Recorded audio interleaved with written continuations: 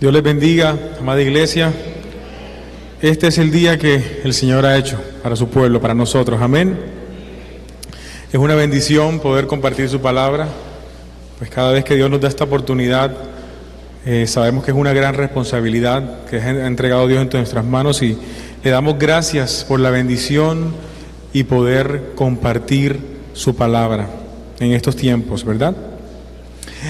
No sé si alguna vez les ha pasado, por lo menos a mí me ha pasado en algunas ocasiones, que sentimos que nuestra vida entra como en una especie de crisis, donde sentimos que no avanzamos en el Señor, donde vivimos como una especie de letargo, donde se nos dificulta dar los pasos en nuestro camino con Dios. ¿Cuánto alguna vez le ha sucedido eso? A mí me ha sucedido en muchas ocasiones.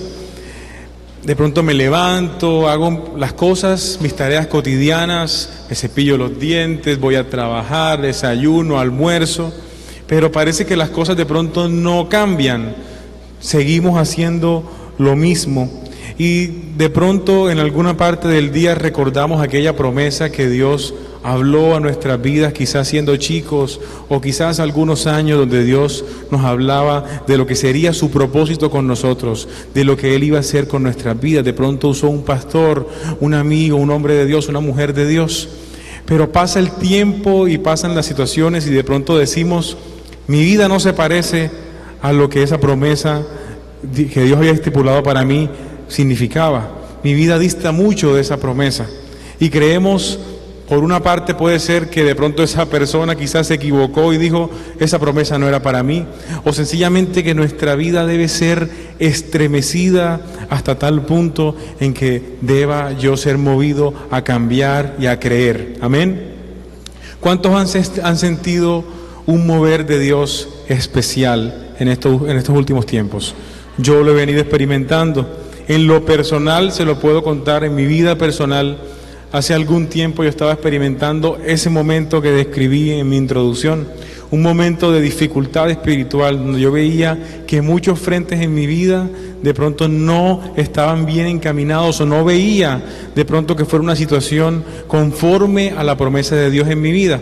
Y en esos momentos, junto con mi esposa, recibimos una palabra que quiero regalarles y que quiero que atesoren en sus corazones, que está en el libro de Isaías, del profeta Isaías, capítulo 43, versículo 19. Y quiero que atentamente escuchen esta palabra. La voy a leer en la versión Nueva Traducción Viviente. Isaías capítulo 43, versículo 19. Pues estoy a punto de hacer algo nuevo. Mira, ya he comenzado. ¿No lo ves? Haré un camino a través del desierto, crearé ríos en la tierra árida y baldía. Si alguno no lo ha escuchado bien, yo lo voy a repetir nuevamente. Dice, hablando el Señor a todos nosotros hoy, pues estoy a punto de hacer algo nuevo. ¿Cuántos dicen amén? Mira, ya he comenzado. ¿No lo ves? Haré un camino a través del desierto, crearé ríos en la tierra árida y baldía. Esta palabra es tan importante para mí, para mi esposa, que en una pared de nuestra casa la mandamos a hacer con unos cuadros, y usted llega a nuestro apartamento y ahí se ve la palabra plasmada que Dios regaló a nuestra vida.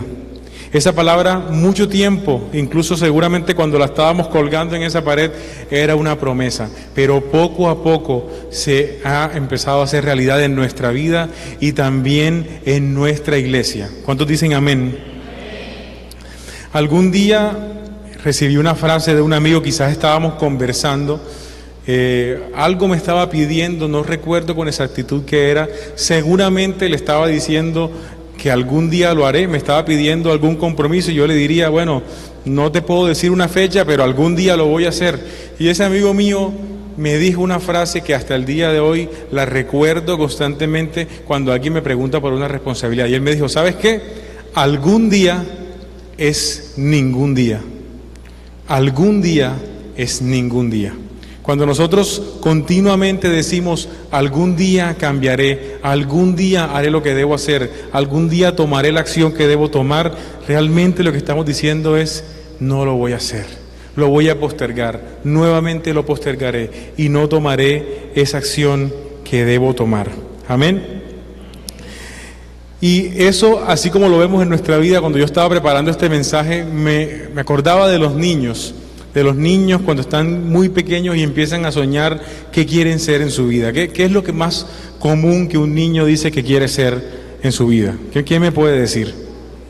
Policía, bombero, futbolista, doctor. Bueno, hay una que si pusiéramos a los niños a marcar 3 opciones, hay una que te aseguro que saldrían todos, que es astronauta. Esa es como la profesión de los niños. De pronto algún hijo de usted ya le ha dicho, quiero ser astronauta. Y uno dice, bueno, qué bonito, ¿verdad? Pero yo le pregunto a los papás que tienen ese caso, ¿qué piensa uno cuando tu hijo te dice, quiero ser astronauta? ¿Tú qué piensa uno? Y dice, bueno, hijo, qué lindo eso, pero bueno, algún momento abrirá los ojos y se dará cuenta de que no va a poder ser astronauta, ¿no? De pronto una cosa que tenga más proyección. Aquí en Colombia yo no conozco el primer astronauta colombiano, yo qué sé, bueno, de pronto sea él, bueno, no, seguramente el 90% de los papás dirá, algún día sentará cabeza este niño y elegirá una ruta un poco más viable para mí también, incluso económicamente, porque el camino de un astronauta hay que estudiar primero una ciencia básica fuerte, investigar, tener disciplina física, mental, aplicar a la NASA, y eso es un proceso larguísimo y costosísimo además. Y yo le quiero narrar la historia de este personaje. Él se llama José Hernández. José Hernández es un hijo de inmigrantes mexicanos. Sus padres hace muchísimos años, en busca del sueño americano, muriendo de hambre en México, se fueron buscando el sueño americano y se fueron a pasar muchísimo trabajo a los Estados Unidos, a trabajar en el campo con el sudor de su frente, buscando la forma cada día de proveer algo que comer a sus hijos. José es uno de muchos hermanos, el único de ellos que por cosas de la vida y cosas de Dios nació en los Estados Unidos. Él nació en los Estados Unidos, todos sus hermanos nacieron en México, ellos viajaban constantemente, pero él nació en los Estados Unidos. Y en una de las misiones de la NASA, el Apolo 17, que fue la última misión a la Luna, él decía, yo recuerdo que estaba viendo la Luna y luego entré a casa y en la televisión yo veía que los astronautas estaban llegando a la Luna y yo decía, yo quiero ser un astronauta. Tenía 10 años y este hombre habla con su papá, un campesino, una persona que trabajaba el campo, que tenía que trabajar todos los días a veces no comían, y ese papá se lo queda mirando y ¿quién cree ustedes que le dijo?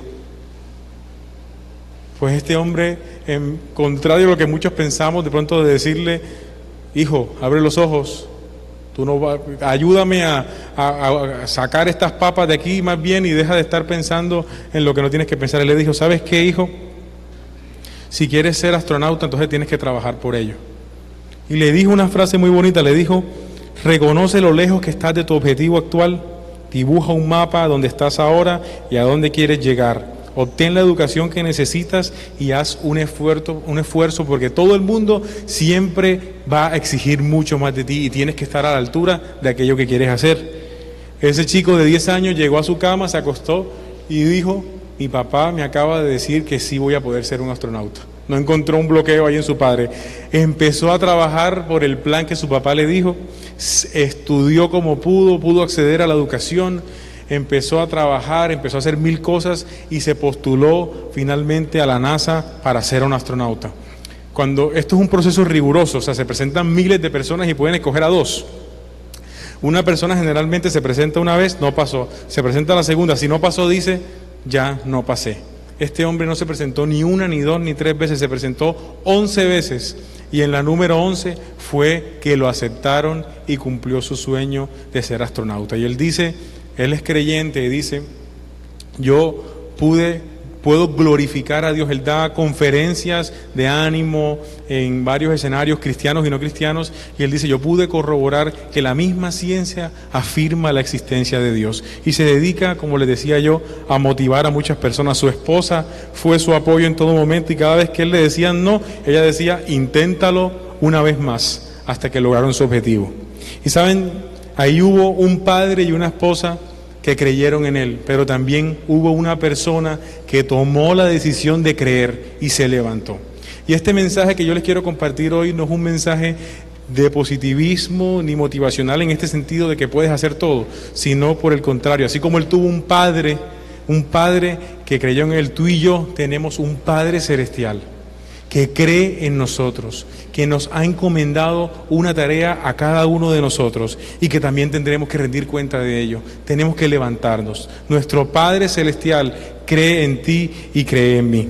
Y esto da paso para este versículo que les voy a leer a continuación, que será el versículo central de este mensaje, que lo podremos encontrar en el libro de Nehemías, capítulo 2, versículo 18. Voy a leerles en la Nueva Versión Internacional. Entonces les conté cómo la bondadosa mano de Dios había estado conmigo y les relaté lo que el rey me había dicho. Al oír esto, exclamaron: manos a la obra, y unieron la acción a la palabra. ¿Cuántos dicen amén? Amén. Este es el título de este mensaje. Dile al que tienes al lado con el codo, pégale así y dile: manos a la obra. Y les voy a contar la historia de este hombre. Estaremos navegando a través de la historia de Nehemías. En lo personal les digo que este libro, digamos, la vida de este hombre de Dios, es una de las experiencias más especiales que he tenido yo ministerial. O sea, conocer su vida, conocer la forma en que le creyó a Dios, ha sido, digamos, la fuente de muchas de las cosas que ministerialmente hemos construido junto con mi esposa. Entonces les quiero leer un poco los primeros versículos del capítulo 1. Vamos a leer Nehemías capítulo 1, versículos del 1 al 4. Estas son las memorias de Nehemías, hijo de Acalías. A finales de otoño, en el mes de Quisleu, del año 20 del reinado del rey Artajerjes, me encontraba en la fortaleza de Susa. Ananí, uno de mis hermanos, vino a visitarme con algunos hombres que acababan de llegar de Judá. Les pregunté por los judíos que habían regresado del cautiverio y sobre la situación de Jerusalén. Ellos le dijeron: las cosas no andan bien. Los que regresaron a la provincia de Judá tienen grandes dificultades y viven en desgracia. La muralla de Jerusalén fue derribada y las puertas fueron consumidas por el fuego. Cuando oí esto me senté a llorar. De hecho, durante varios días estuve de duelo, ayuné y oré al Dios del cielo. Qué terrible esta imagen, ¿verdad? El estado actual del pueblo de Dios, el pueblo escogido por Dios. Una tierra totalmente arruinada, muros caídos, puertas quemadas, la gente desolada, sin un lugar a donde ir, sin un lugar en el cual dormir.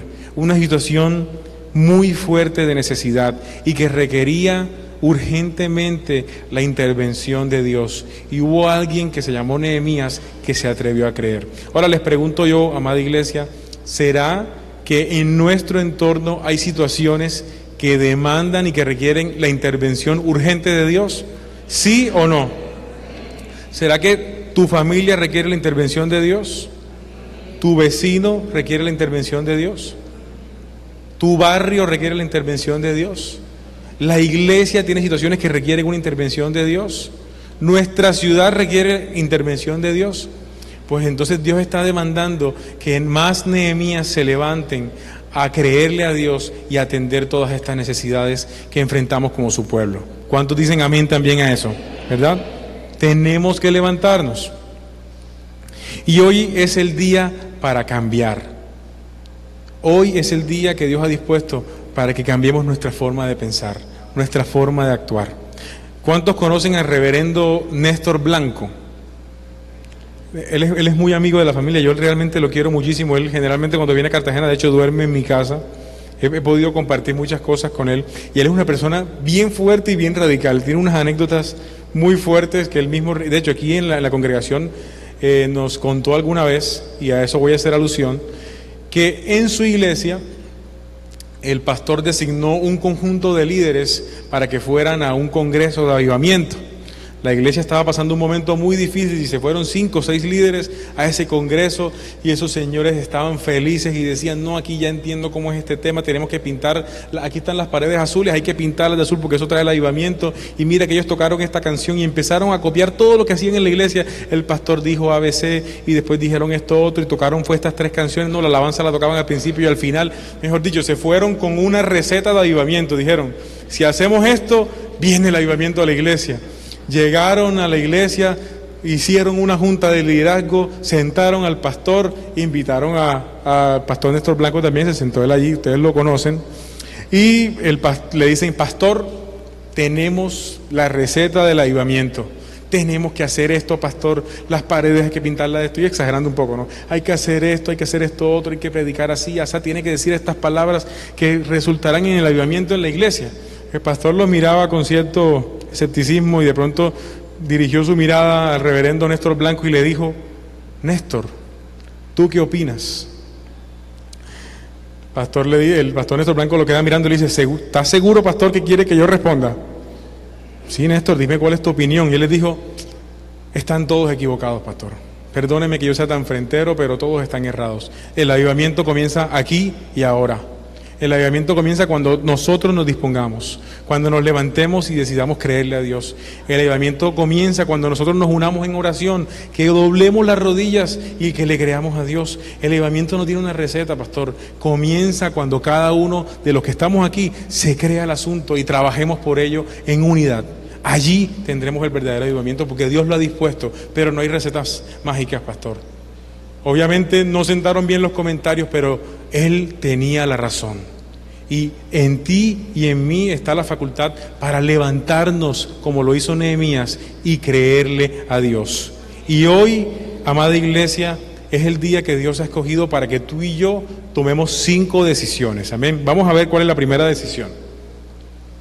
Hoy es el día para que notes lo que está sucediendo en tu entorno. Dile al que tienes al lado, hoy es el día para que notes lo que sucede en tu entorno.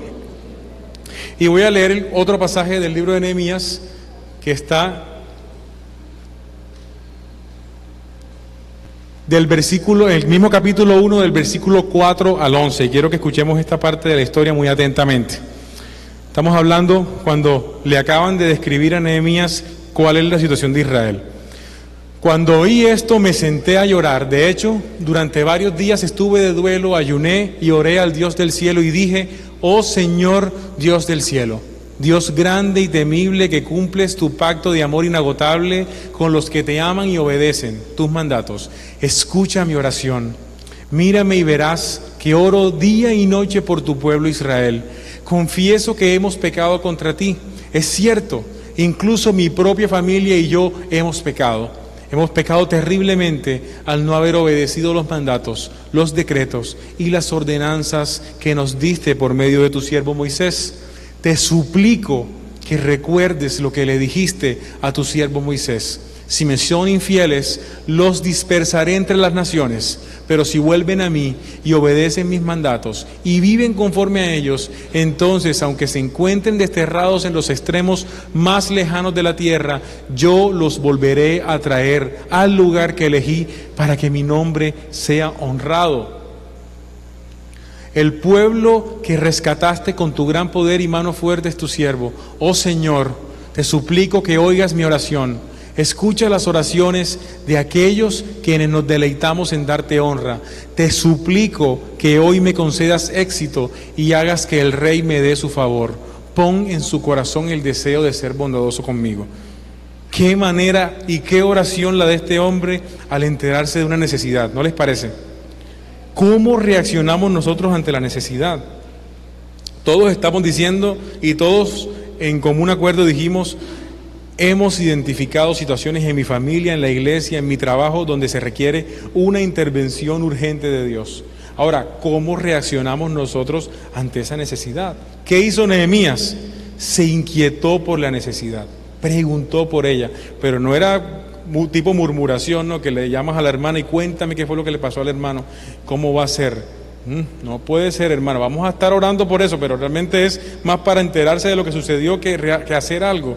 pero hay que conocer la situación actual, saber qué está pasando en esa familia, en esa casa, en esa situación. Lo segundo que hizo fue que él se cargó con esa necesidad. Él hizo esa necesidad suya. Su corazón estaba que explotaba por el sentimiento y la carga de la necesidad. Y ese debe ser nuestro anhelo también, por los que se están perdiendo sin conocer a Cristo, por todo lugar donde hay una necesidad, las familias que se están separando, los divorcios que se están generando. Ese debe ser la carga de nuestro corazón. Tercero, se hizo parte de la necesidad. Nehemías era un hombre íntegro, una persona que vivía y que posiblemente nació en cautiverio, una persona que agradaba a Dios con su forma de actuar, pero en su oración él no dice: Señor, perdona a este pueblo pecador. Él dice: yo te he fallado, perdóname, mi familia te ha fallado. Sí, y lo afirma: sí, mi familia, Señor, también te ha fallado. Posiblemente este hombre no cometió ningún acto de los que todo el pueblo había cometido por décadas, pero él se hizo responsable de igual forma, y nosotros tenemos que acudir, estar en la brecha por todas esas personas que tienen una necesidad. Él reconoció además la autoridad de Dios para transformar cualquier situación. Y a veces, ¿cuál es la reacción de nosotros? Yo lo puedo resolver, yo tengo el conocimiento, yo tengo la sabiduría. Pero él lo que hizo es: tú, Señor, es quien puedes hacerlo. Tú prometiste que así como los dispersarías por desobediencia, tú los recogerías. Y yo sé que tú lo puedes hacer, porque tú lo prometiste. Y tomó las armas más valiosas que tenemos los cristianos: oró, ayunó y recordó todas esas promesas de Dios. Amén. ¿Cómo procedemos nosotros con la necesidad? ¿Será que ayudamos por ello? ¿Será que oramos? ¿Será que vigilamos? Tenemos que hacerlo. Y es bueno que nos formulemos la pregunta real: si somos parte de la solución o somos parte del problema. Si nosotros estamos influenciando nuestro entorno o es el entorno que está ejerciendo una influencia sobre mí. Esa es una pregunta que todos nos debemos formular. Y ¿sabes algo? Las condiciones de nuestro entorno, que muchas veces son ajenas a nuestra voluntad, generalmente no son un problema, sino que son situaciones que Dios ha permitido y que Dios ha provisto para sacar lo mejor de ti, para que tú te levantes, para que tú seas como un Nehemías. Si no, pregúntenle a Ana y a Sara lo que la esterilidad significó para ellas y lo que levantarse y creer significó para todos nosotros también como una muestra de fe. O pregúntenle a Daniel lo que fue ser llevado cautivo con una cultura diferente y tener que permanecer y ser íntegro y no contaminarse. O pregúntenle a José lo que significó que tus hermanos te traicionaran y te vendieran como esclavo, y que siendo esclavo además te metieran preso, para luego glorificar a Dios y entender de que eso había sido necesario. Hay que entender lo que sucede en nuestro contexto y que la necesidad también es usada por Dios para forjar en nosotros el carácter que Él quiere que tengamos. El tiempo transcurre, amada iglesia, y Dios está demandando de nosotros un cambio de actitud. A veces decimos: Padre, yo quiero servirte, yo quiero hacer algo. Hermano, basta con que abra los ojos. Finalizada esa oración, abre los ojos y mira a tu alrededor. Y te darás cuenta que Cartagena tiene 1 millón de habitantes y 50.000 son cristianos. ¿Hay o no trabajo que hacer? Amén. ¿Quiero servirle a Dios? Pregunta yo que soy líder de los jóvenes junto con mi esposa. Todos los ministerios de la iglesia, casi todos, cuando hacemos una reunión de liderazgo, dicen: necesito gente, necesitamos personas. Y si no, que me lo afirmen las personas que sirven aquí, necesitamos obreros. A eso estamos llamados, ahí está la necesidad, y ahí estás llamado tú a levantarte de la silla y a ser parte de lo que Dios está permitiendo y lo que está trayendo en este nuevo tiempo. ¿Cuántos pueden decir amén? Eso nos lleva a la segunda decisión, y esta es quizás una de las más retadoras e importantes. Hoy es el día para tomar la decisión de creerle a Dios. Dile al que tienes al lado: segundo, hoy es la decisión. Hoy es el día para tomar la decisión de creerle a Dios. ¿Cuántos dicen amén? Vamos a seguir navegando por ahí por el libro de Nehemías, y voy a leer en esta ocasión el capítulo 2, versículos 1 al 9. A comienzos de la siguiente primavera, en el mes de Nisán, durante el año 20 del reinado de Artajerjes, le servía el vino al rey, y como nunca antes había estado triste en su presencia, me preguntó: ¿por qué te ves tan triste? ¿No me parece que estés enfermo? debes estar profundamente angustiado. Entonces quedé aterrado, pero le contesté: viva el Rey para siempre. ¿Cómo no voy a estar triste cuando la ciudad donde están enterrados mis antepasados está en ruinas y sus puertas han sido consumidas por el fuego? El rey preguntó: bueno, ¿cómo te puedo ayudar? Después de orar al Dios del cielo, contesté: si al rey le agrada y si está contento conmigo, su servidor, envíeme a Judá para reconstruir la ciudad donde están enterrados mis antepasados. El rey, con la reina sentada a su lado, preguntó: ¿cuánto tiempo estarás fuera? ¿Cuándo piensas regresar? Y después de decirle cuánto tiempo estaría ausente, el rey accedió a mi petición. Además, le dije al rey: si al rey le agrada, permítame llevar. O sea, no solamente le pidió permiso, sino que realmente este hombre iba mucho más allá. No, ya me dijeron que sí, ahora voy a encimarle lo demás. Permítame llevar cartas dirigidas a los gobernantes de la provincia al occidente del río Éufrates, indicándoles que me permitan viajar sin peligro por sus territorios de camino a Judá. Además, les ruego que me dé una carta dirigida a Asaf, el encargado del bosque del rey, con instrucciones de suministrarme madera. Este hombre pidió hasta los materiales para la obra. La necesitaré para hacer vigas para las puertas de la fortaleza del templo, para las murallas de la ciudad y para mi propia casa. Él había hecho un plan, ya había hecho un presupuesto, ya había estimado los materiales y había identificado también ahí en oración qué tiempo necesitaba. Entonces el rey me concedió todas las peticiones. ¿Por qué? ¿Por mi sabiduría, por mi destreza, por mi capacidad para expresarme? No, porque la bondadosa mano de Dios estaba sobre mí. Y esa misma bondadosa mano de Dios, amado hermano, está sobre ti y sobre mí. Amén. Dice el final del pasaje: cuando llegué ante los gobernadores de la provincia al occidente del río Éufrates, les entregué las cartas del rey. Y de ñapa, como decimos aquí popularmente, sin pedirlo él, dice: debo agregar que el rey mandó oficiales del ejército y jinetes para protegerme. Este hombre listó todas sus peticiones, pero él le pidió en oración a Dios tener favor delante del rey. ¿Y será que el Señor le dio ese favor o no? ¿Qué dicen ustedes? Este hombre obtuvo un permiso para ir, un plazo autorizado por el rey, carta a los gobernantes para tener vía libre, todos los elementos necesarios y la madera para reparar. Le dio lo que pidió y le dio además una protección oficial para que nadie se metiera con él en el camino a Judá. ¿Qué les parece en esta bendición? ¿Será que nosotros estamos dispuestos a creerles a Dios? Él se ha podido quedar sentado. Él era una persona que tenía todas las comodidades como copero de rey. Era un alto oficial del gobierno, si lo queremos llamar así. De hecho, ustedes recuerdan en el pasaje que cuando él asume una posición de miedo es porque el rey le pregunta: no hay motivo para estar triste, ¿por qué estás así como acongojado? Esa pregunta del rey sugería una posible traición, porque el copero del rey era una de las personas de la más digna confianza del rey. Era la persona que probaba lo que el rey tomaba, y siempre históricamente eran las personas que engañaban o que extorsionaban de alguna forma para que envenenara al rey para algunos intereses políticos de otras naciones. Entonces él asumió un riesgo de su comodidad para creerle a Dios y fue respaldado por Dios. Podemos identificarlo, ¿verdad? Yo les tengo un testimonio personal. Yo tengo 32 años, pero cuando tenía 20 y tantos, yo era una persona muy débil en mi carácter a veces y tenía mucho miedo para hacer algunas cosas. Recuerdo que yo estaba trabajando en otra empresa y salió una beca para estudiar una maestría. Una maestría a precios de hoy en la universidad donde yo la estudié cuesta más o menos como 35 millones de pesos. Es mucho dinero. Yo no tenía no había forma de que yo me pudiera costear ese estudio, pero yo tenía ese anhelo de estudiar y de hacer una maestría. Resulta que sale la beca en la empresa y yo hablo con mi jefe.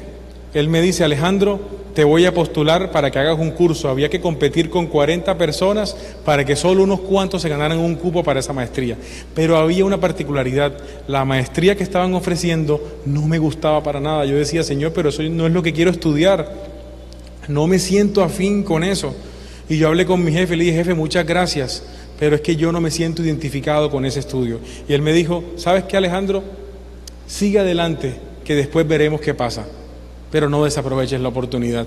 Yo me fui un poco desanimado y dije, bueno, Señor, yo voy a ser obediente y yo voy a seguir. Y todos los días tenía yo que dirigirme de mi trabajo, que era casi 13 horas al día trabajando, porque tenía un horario muy fuerte.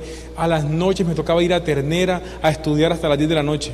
Así duré más o menos 5 meses. Llegaba muy agotado a la casa y por la gloria de Dios ocupé el primer lugar entre los 40 personas. Ahora, la historia no termina ahí. Para mí era un motivo de mucho agradecimiento. Yo estaba muy feliz. Y decía, wow, me gané el primer puesto de la maestría que no quiero estudiar. ¿Qué voy a hacer ahora? ¿Por qué tú permitiste esto, Señor?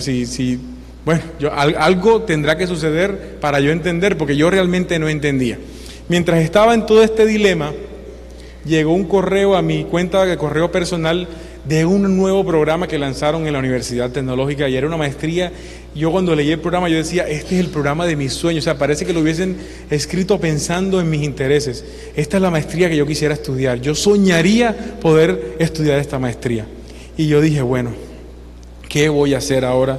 ¿Cómo le digo yo? Mi jefe ya se había ido de la empresa y luego regresó siendo el vicepresidente de la empresa y yo tenía mucho tiempo que no hablaba con él. Yo dije, ¿qué hago? Y yo contaba en el primer servicio de que en ese momento cuando yo era tan nervioso, yo lo que hacía era que me comprometía con algo que me daba pena. Por ejemplo, el pastor decía, ¿quién quiere predicar? Yo decía, yo predico.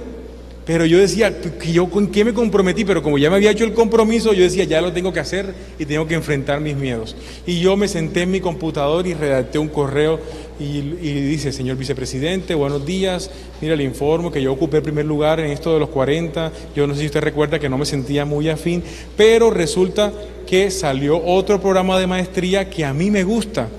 Yo quería saber si es posible que la empresa me dé una beca del 50%, porque tuvo un buen desempeño y yo miraré la forma de costearme el otro 50%. Escribí el correo, me paré, veía el computador, decía, ¿será que lo mando? ¿Será que no lo mando? ¿Será que hundí enviar? Hundí enviar y sufrí como una hora, no, Señor, ¿para qué envié eso? Ya me echaron, Señor, yo me he debido quedar quieto. Y no pasó un instante cuando recibí la respuesta del vicepresidente. Y él me dice, Alejandro, por favor, nos vemos, muy serio el correo, nos vemos mañana en mi oficina a las 8 de la mañana. Yo dije, bueno, Señor, fue chévere trabajar en esta empresa, pero esta historia aquí como que concluyó. Me fui muy de temprano, bien presentado, atento a lo que me pudieran decir, recogí mi matica del puesto por si la mosca salía de ahí ya despedido, y cuando me recibe el vicepresidente, este hombre me recibe como si recibiera un hijo. Alejandro, ¿cómo estás? Qué gusto saludarte, tenía mucho tiempo que no te veía, siéntate. Y yo, bueno, esto pinta bien, me siento y bueno, ¿qué me tiene que decir, Señor? No, Alejandro, mira, vi tu correo, ¿sabes qué? Y qué casualidad, hombre, que hace como 3 días la universidad nos dio 3 cupos para esa maestría que tú quieres. Y ¿sabes qué? Yo lo voy a hablar con el comité de educación de la empresa porque ese cupo es tuyo. Y no por el 50, sino por el 100% de los estudios. ¿Será que vale la pena creerle a Dios o no? Esa maestría que costaba más o menos, que cuesta 35 millones de pesos, yo me gasté, creo que eran 120,000 pesos pagando una póliza que tenía que cubrirla yo por estudiar 2 años una maestría en una de las mejores universidades de la ciudad. Y yo decía, ¿qué hubiese pasado si yo no mando ese correo? Si yo no me levanto y creo, si yo no digo, voy a hacerlo, a pesar de que iba en contra de mi forma de actuar, de cómo era mi carácter, yo me atreví a mandar ese correo. Era un jovencito, tenía quizás 24 o 25 años, pero me atreví a creerle a Dios. Y hoy es el día para que te atrevas a creerle a Dios. Hay situaciones que están demandando que tú te levantes. Y posiblemente tengas ese hermano que se está muriendo en las drogas y tú dices, no le hablaré porque es que él no me va a escuchar. O a tu padre que no ves hace tiempo y le dices, no le hablaré porque tengo temor y me va a rechazar. Es que no es tuya la responsabilidad, no es tuya la obra la hace el Señor. Tú tienes que seguir adelante y el Señor es quien te va a respaldar. Tienes que creerle a Dios. Si quieres ver un cambio sustancial en tu vida, tienes que tomar la decisión de creerle a Dios. Si no, pues puedes ir siguiendo el copero del rey, puedes seguir teniendo las cosas que tienes y vivir conforme, pero nunca verás el propósito que Dios ha establecido contigo y con los que te rodean, que están esperando por ti que te levantes. ¿Cuántos pueden decir amén? Y vamos a pasar a la tercera decisión, que es: hoy es el día para dejar la zona de confort. Y ahí vemos a Wilmer allá en Pasacaballos montado en una escalera pintando esa casa, amén. Ya les decía que Nehemías dejó a un lado su comodidad, ¿verdad? Era un alto oficial del gobierno, tenía todas las comodidades, todos los suyos tenían todos los gastos cubiertos, casa, carro y beca. A días de hoy, digamos que Nehemías tenía una casa muy bonita, tenía el carro último modelo, tenía la educación cubierta, la medicina prepagada para sus hijos, tenía todo tranquilo, pero él decía: yo tengo que hacer algo. Y se salió de su zona de confort. Y yo les quiero narrar una historia hoy, es una parábola, no es bíblica, pero se llama la parábola de la oveja flaca. Y la que tienes al lado ahí, ojo con la parábola de la oveja flaca. De la vaca flaca, perdón. No se parecen, ¿no? La parábola de la vaca, que realmente era para ver si estaban dormidos o estaban despiertos, pero ya está confirmado que están bien despiertos, man.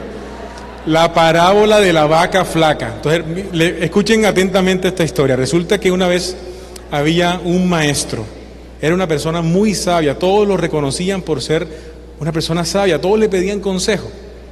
Y él continuamente tenía sus aprendices a quienes les iba transmitiendo su estilo de vida y sus enseñanzas. Y le tocó un aprendiz nuevo. Bueno, le dijo: acompáñame, que quiero ir al campo, que te quiero mostrar algunas cosas. Ellos empezaron a caminar y llegaron a una zona del campo que estaba muy deteriorada. Era una casa muy deteriorada, a punto de caerse. Al lado de la casa había una vaquita flaca, amarrada, pero esa vaca tú la veías y decías: de hoy no pasa esa vaca.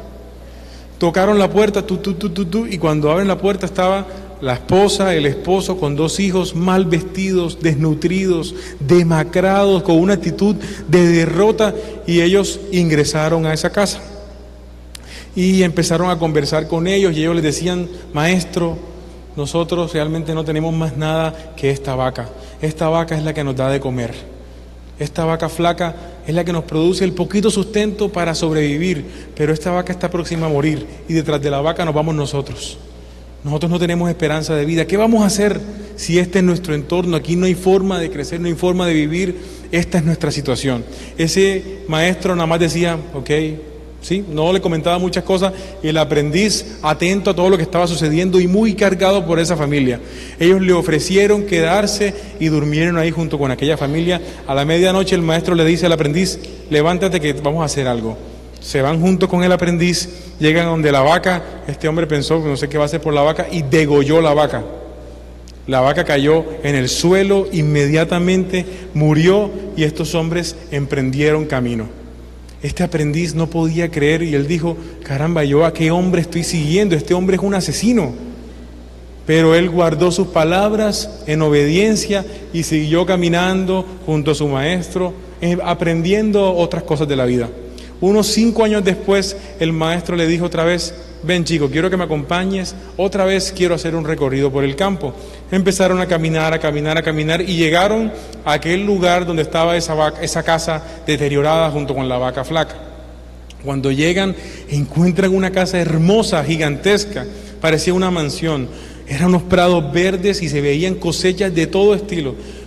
El joven pensó: caramba, aquí posiblemente llegó una familia muy adinerada, seguramente la familia murió completamente, compraron esa tierra y montaron algo muy especial, porque se ve prosperidad aquí, se ve cosecha, se ve una cantidad de cosas y se ve movimiento. Habían trabajadores, había de todo, había desarrollo, máquinas haciendo trabajo, removiendo tierra, se veían muchas cosas favorables. Este hombre toma al joven y tocan la puerta esperando a recibir a la nueva familia que había ocupado ese hogar, pero para sorpresa del chico, no tanto sorpresa para el maestro, era la misma familia. Eran el padre, la madre y sus 2 hijos muy bien presentados, felices, y les hicieron pasar y les ofrecieron un banquete. El chico no podía entender qué había pasado y el maestro les preguntó: cuéntenme, ¿Qué pasó con su vida para que hoy estén donde están? El padre de familia toma la voz y le dice, ¿saben? El día que ustedes vinieron por acá y se fueron, una persona sin corazón vino y degolló la vaca que teníamos nosotros, que era nuestro sustento. Yo me agarré la cabeza y dije, algo tengo que hacer, me tengo que levantar porque tengo que sobrevivir con mi familia. Y eso, Señor, fue como un impulso. Mi vida necesitaba ese impulso. Mi vida necesitaba que esa vaca flaca muriera para yo darme cuenta que tenía que levantarme. Y a partir de ese día, no ha habido un día en el que yo no trabaje con toda mi fuerza, junto con mi familia, para levantar lo que hoy tenemos. Fue necesario que esa vaca flaca muriera. ¿Será que fue o no una enseñanza para este chico? Ahora, tú y yo podemos tener una vaca flaca, ¿verdad? Una situación que nos hace vivir en confort.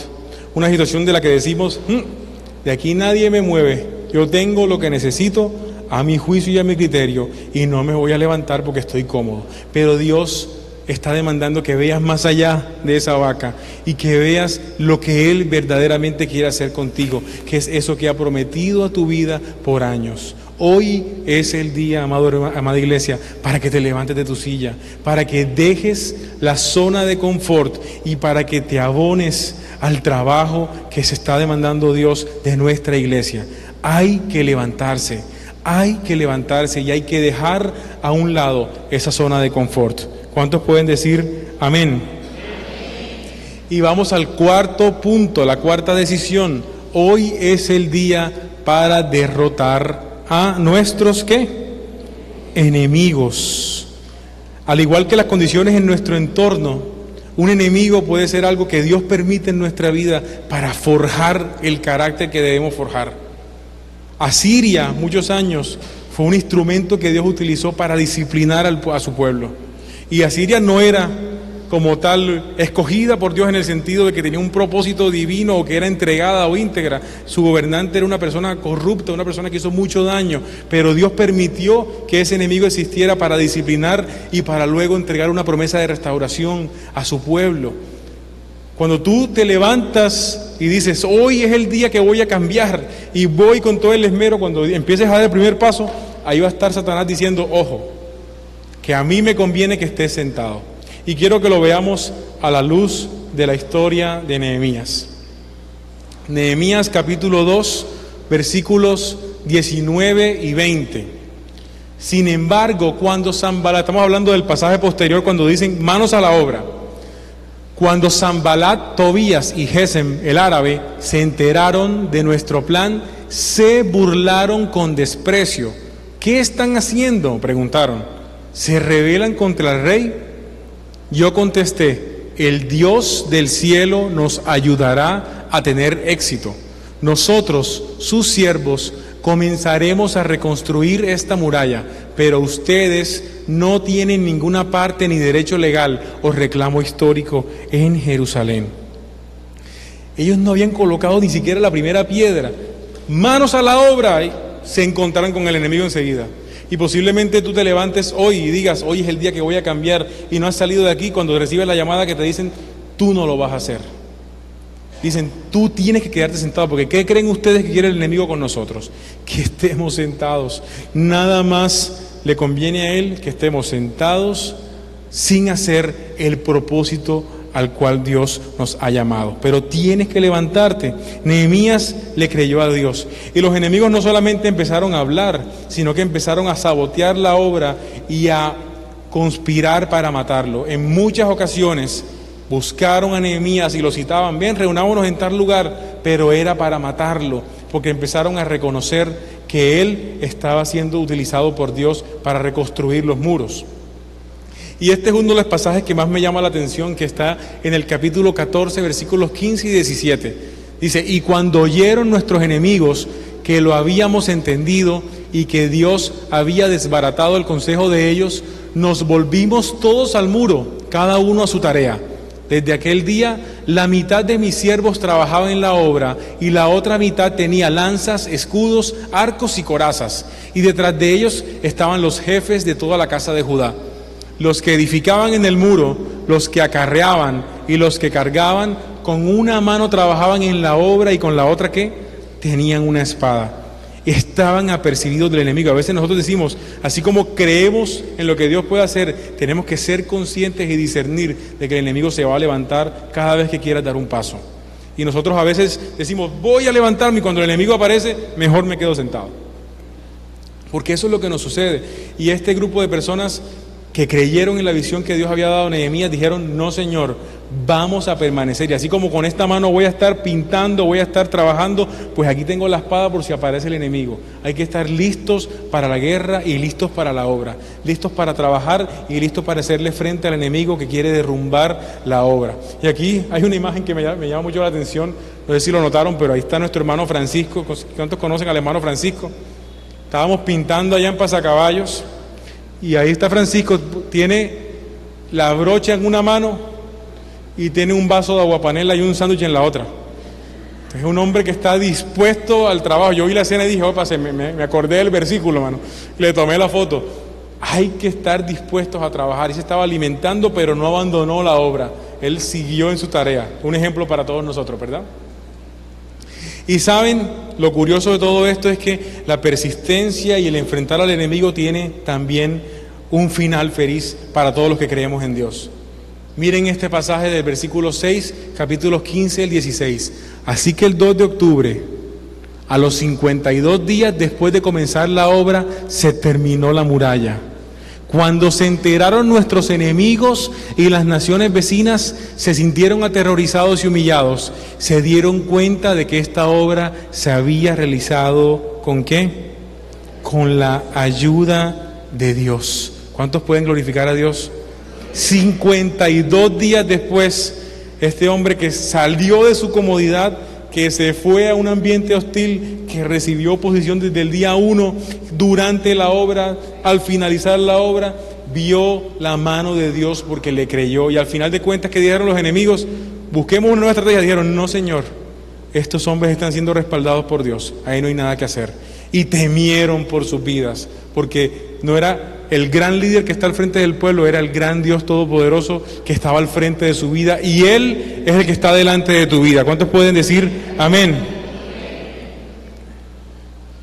En estos días, hablando con la pastora, hace un par de semanas, hablábamos casualmente de este pasaje y de los enemigos. De hecho, esa conversación fue de las confirmaciones que recibí de Dios para compartir este mensaje hoy. Ella me decía, Alejandro, los enemigos fueron necesarios para la obra.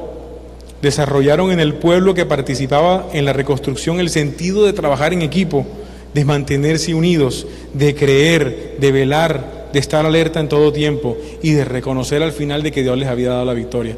De pronto arrancaban la obra y el enemigo no aparecía y se ponían, bueno, hoy no voy a trabajar, tengo un compromiso.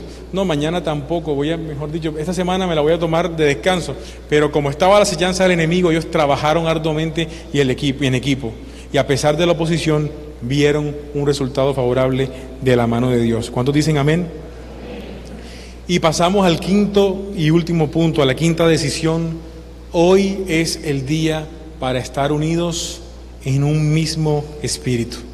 ¿Saben? Muchas veces me he dado cuenta de que en la Iglesia de Cristo muchas personas tienen un proyecto individual y dicen, bueno, este es mi trabajo ministerial con Dios, yo quiero sobresalir en ello, quiero ser reconocido, quiero dejar una marca, quiero que todos sepan lo que yo voy a hacer con mi trabajo, con mi fuerza, con mi conocimiento, y desarrollan un proyecto individual de la mano de Dios, pero no es la forma como Dios ha establecido que trabajemos. Tenemos que trabajar unidos, tenemos que trabajar como un cuerpo que lo ha establecido Dios.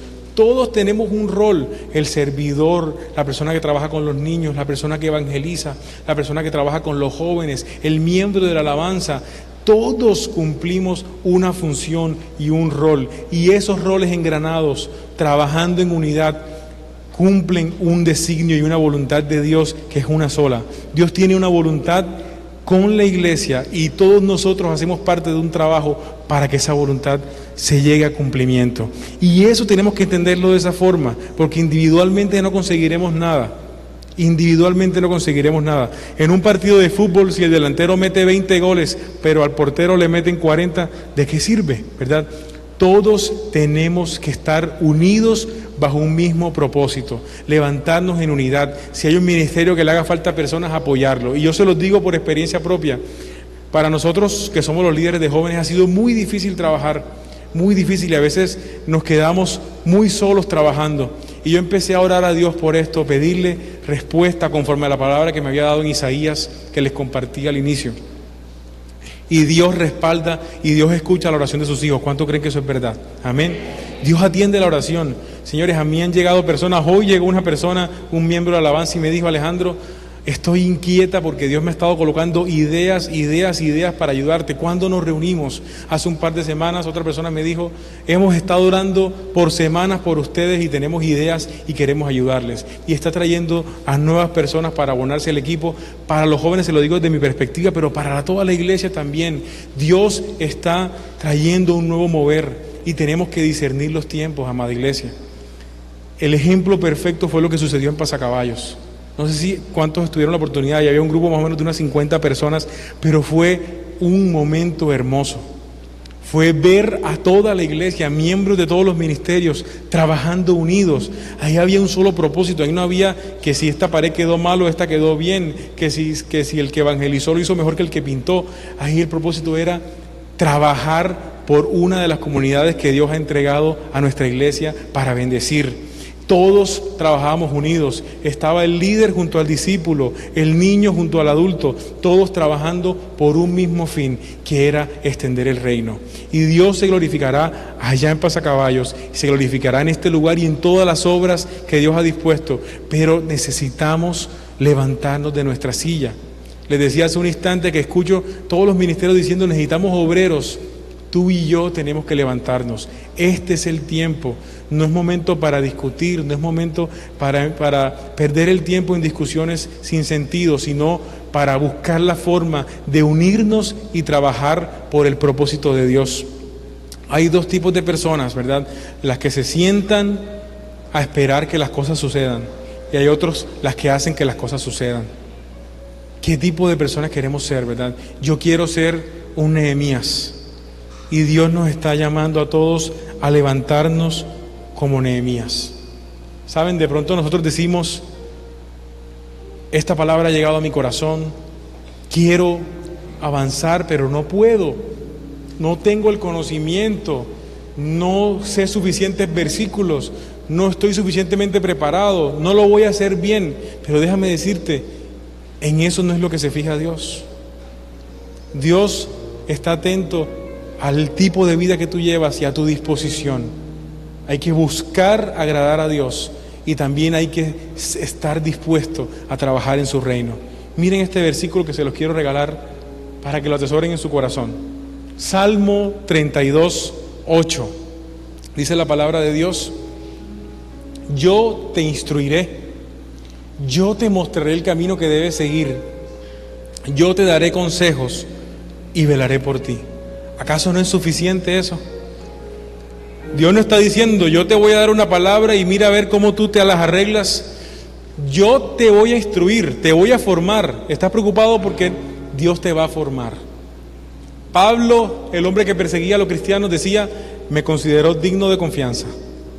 Digno de confianza un perseguidor de cristianos. Algo vio Dios en su vida para que fuera uno de los apóstoles de mayor impacto y que escribió una de las epístolas, muchas epístolas que hoy son de bendición para nuestras vidas, inspirado por Dios. Dios ve mucho más allá de lo que tus ojos ven. Y Él no solo te instruirá, Él te dirá: ya te enseñé lo que debes saber, por aquí tienes que seguir.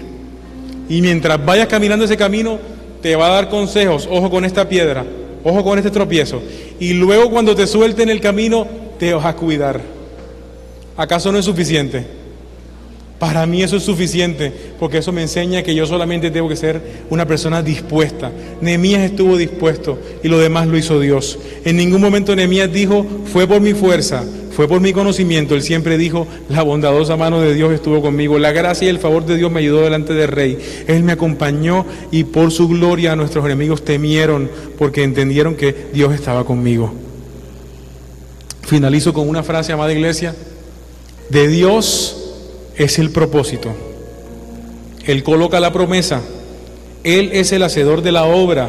Por medio de Él todas las cosas son hechas. No hay imposible para Dios. Pero mía y tuya es la decisión, hermano. La decisión es mía y tuya. no es más. Dios hace el resto. ¿Cuántos dicen amén? Vamos a colocarnos sobre nuestros pies para adorar a Dios.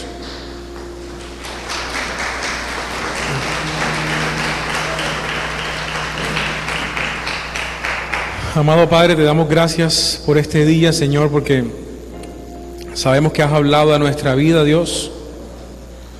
Así conforme lo hablaste, Señor, en lo personal. Sé que tú has hablado, Señor, a cada miembro de esta iglesia, Padre. Padre, no queremos estar más estáticos, Señor, en una zona de confort, sentados, criticando, juzgando, Señor.